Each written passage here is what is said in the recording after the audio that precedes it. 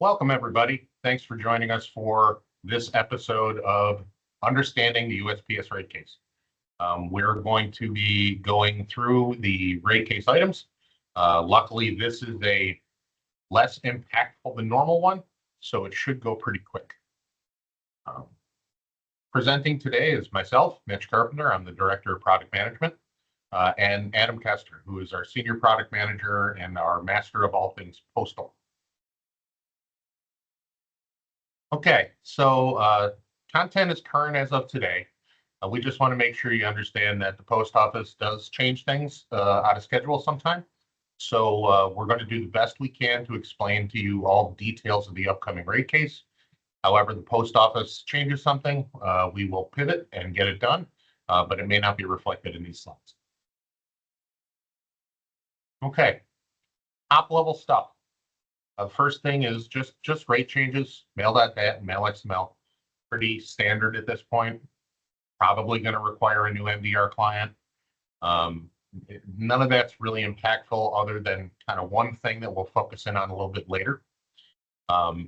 Structural changes, which are really a mixture of reporting and pricing. The election mail and non-ballot separation, we'll talk a little bit more about that later.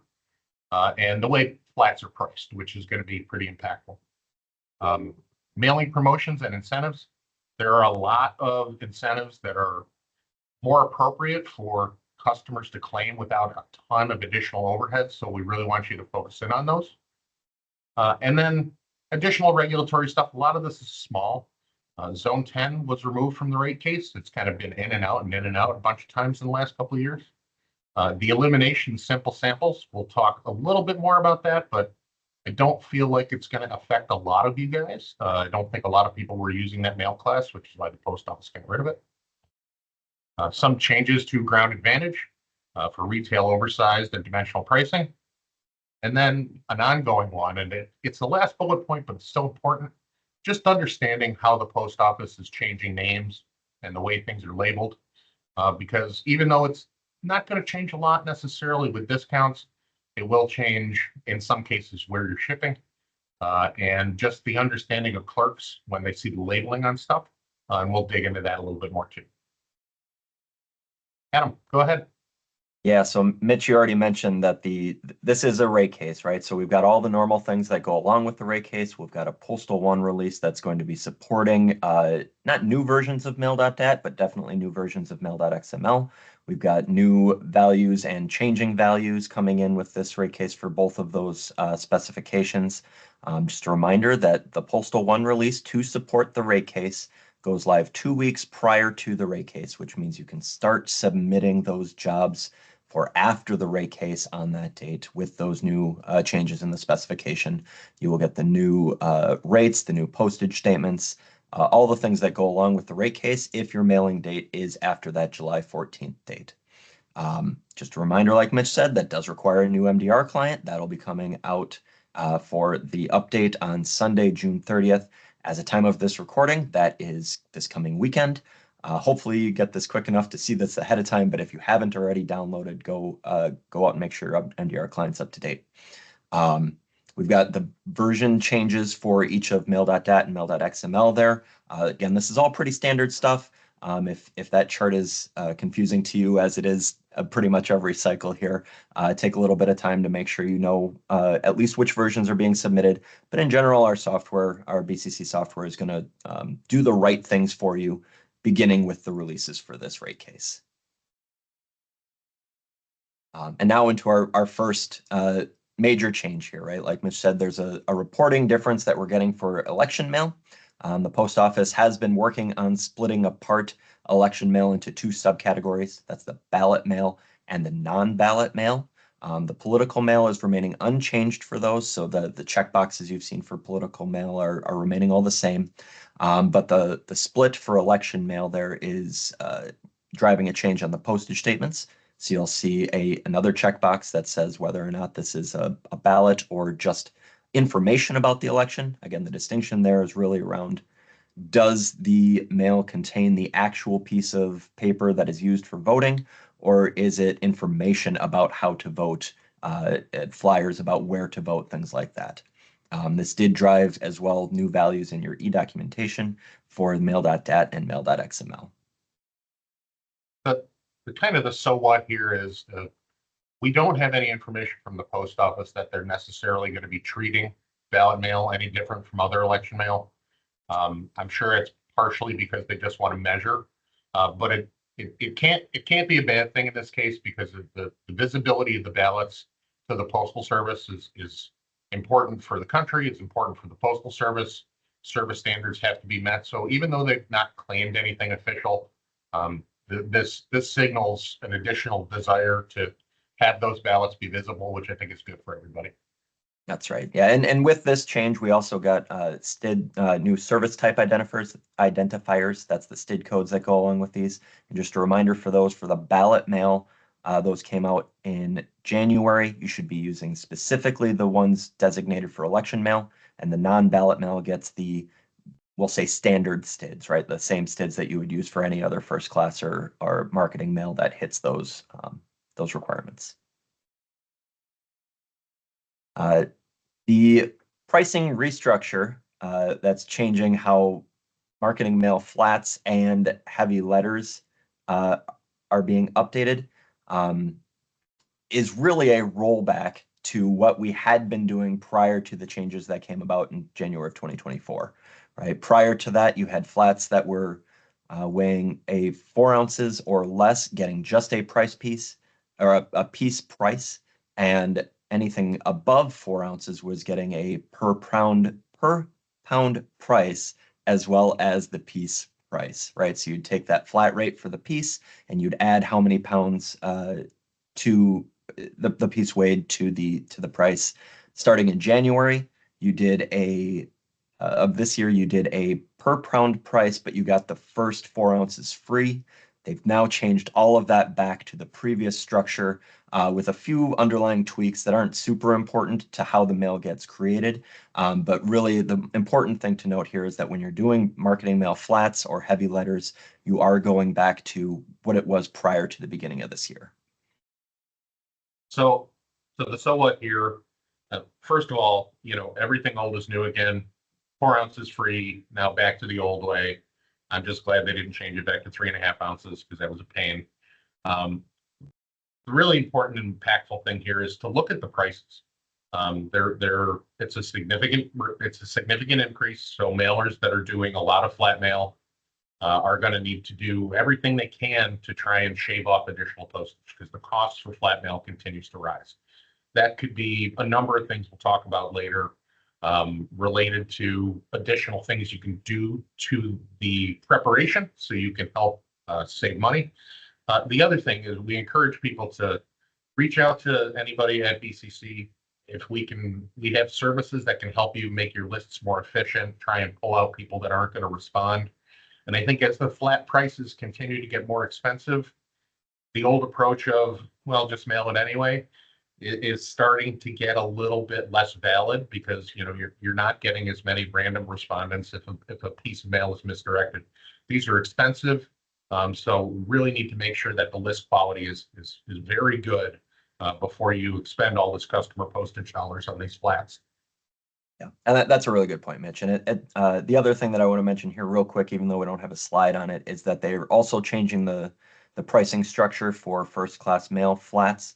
That one's not quite as extensive, and really it amounts to previously there was a set cost per additional ounce on each of those flats, and now they have a different cost per up to the total weight, right? So a single increment used to be going from 1 ounce to 2 ounces was 27 cents, and now it's going to be different if you go from 1 ounce to 2 ounce or 4 ounces to 5 ounces. And that all amounts to basically what you were saying, Mitch, is that the pricing on these things is changing. The post office is trying to get as much as they can where they can on these prices to help fund the changes in the Delivering for America plan. And we've got to make sure that your mail is as effective as possible. One of the ways that you can do that is by taking advantage of the number of incentives that the post office is starting to offer. One of those is a new incentive for catalogs. The post office is providing a 1/10 of a cent per piece which amounts to a dollar per 1,000 pieces for catalogs shipped or pieces qualified as catalogs in marketing mail and BPM. That is great because, like Mitch said before, there's not really anything new that you have to do to claim this incentive. If you were claiming your piece as a catalog correctly before, it is still a catalog, and now you get a little bit of incentive back on it. The other thing that's great about this in this area is that they've extended the definition of a catalog from just a flat size piece or shaped piece that is 16 pages or more to one that is at least 12 pages, and it can either be letter shaped, flat shaped, or parcel shaped, right? And it's, again, both in marketing mail and BPM. So you've got a little bit more leeway on what you call a catalog, as well as being able to correctly designating that gives you a little bit of money back. So, the key here, and it's really important, you got to do something to try and save money. This is a pretty easy one to knock off. And that change to the classification is huge.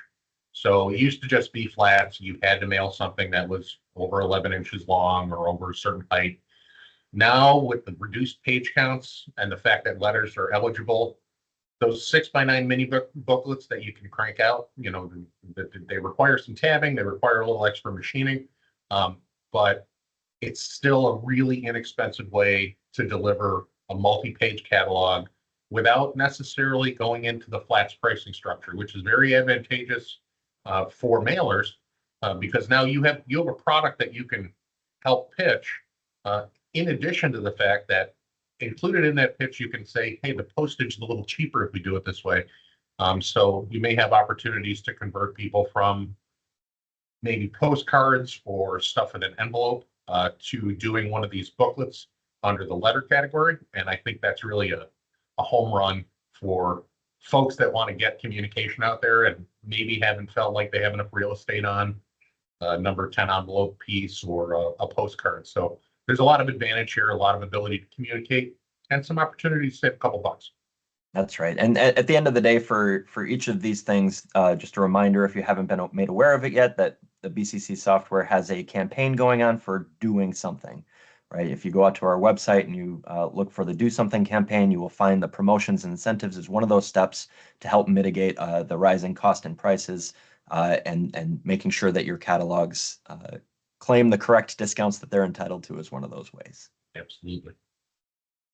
Another way that we just want to call out here, this is not a new thing, but it started at the beginning of this year, is that the volume growth incentive is currently ongoing. Very likely by the time you see this, you will either be in the process of qualifying and doing your first audit with the post office to qualify for the volume growth incentive, or you will be at the point where you've looked into it and you haven't quite been able to qualify for it this year. But if you are in the process of qualifying, the first possible payout is coming next month in July. And those credits that you are earning above your previous year's volume will start being available for you to apply to your mailings as payment credit. If you were not able to get into the volume growth incentive this year, keep an eye on it for next year. It is coming back in 2025. And this is another one where if you have the opportunity to grow some volume, and I think some of the things we talked about may help you entice some customers to maybe do a little bit more because there's more you can do. It's a great way to sort of bank that postage, and depending on how you price your mailings, it could be a savings directly to your customer. It could be a savings to you if you're pricing fully by the piece. So keep an eye on these postage discounts. They're really impactful to customers, whether, like I said, whether it's a direct savings or if it's something that provides value to you as a mailer. All right, and then just a couple of cleanup items here, right? Like Mitch said at the beginning, these are items that are worth mentioning and making sure people are aware of, but they don't have a huge impact unless you're kind of already in the midst of doing something with them. The first on the list here is the Zone 10 removal. That was originally slated to go into effect with the July rate case. Zone 10 was going to impact ground advantage and priority mail for pieces that were moving from the continental U.S. to the outlying territories or Alaska and Hawaii, or vice versa. And that has been removed from this rate case. So if you were preparing for that, no need to do so anymore, but don't take it off your radar completely because the post office has indicated that it's very likely to come back in the future. Whether that's this year, early next year, or further out than that, we don't know for sure. So just keep an eye out. The second one on the list here, the simple samples. Those have been removed from marketing mail, and the post office is suggesting in the stead of doing a simple sample, if you had been doing that in the past, moving those pieces to Parcel Select or to the USPS Ground Advantage. So, oh, go ahead. Go. All right, I was just going to keep going. So if you've got something there. All right, so the next one on the list is the oversized dimensional pricing that was added to Ground Advantage, and that's just the retail. Those were already present in the commercial pricing. Those prices have come back to be supported in Ground Advantage, very similar to how they were in first class package services prior to Ground Advantage being created. So if you were using those will be back supported in areas where your BCC software product had supported them previously for first class package services. And then the last one, like Mitch mentioned at the beginning, we have the nomenclature for the new facility names is being updated in the DMM.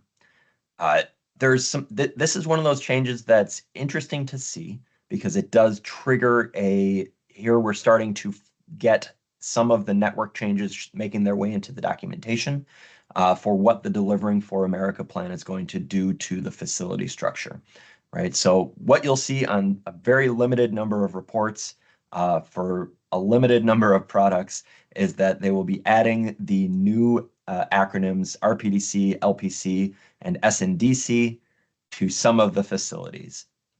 This is not impacting your labels today, though it is starting to impact the facility names that we get from the USPS data. So you've probably seen some of these acronyms already coming into either your release notes for the data itself or for some changes that we've had to make to our software to make sure these facilities are supported correctly. But you'll see this slash nomenclature, so an NDC slash an RPDC, as we're beginning to transition more and more of those facilities over to the new naming structure. The last thing to mention here for these is that if you need help keeping up to date on what the Delivering for America plan is doing with the changes in the network, it's that we've got a webinar that just came out last week with myself, Chris Lean, and Deb Demore talking through the first set of changes there and where we are in the transition process. And that's linked in the ending slides here. And that brings us to the end of our webinar. Mitch mentioned already at the beginning that this one is a little bit lighter, which is great. The Zone 10 coming out of there means that we had fewer changes to get out for this set of software changes. But as always, continue to pay attention to the communications coming from BCC Software. Check out our website. Check out the Do Something campaign to look at those promotions and incentives and anything else that you can do to help mitigate the rising costs and prices and keep your mail being effective. We've got a link to our webinar. And then, as always, if you have more questions, please reach out to us through the correct channels. If you have questions with your current software, reach out to our support department. And if you're looking for something that might give you a little bit more power in the mailing, in your mailing processes, reach out to our sales department as well.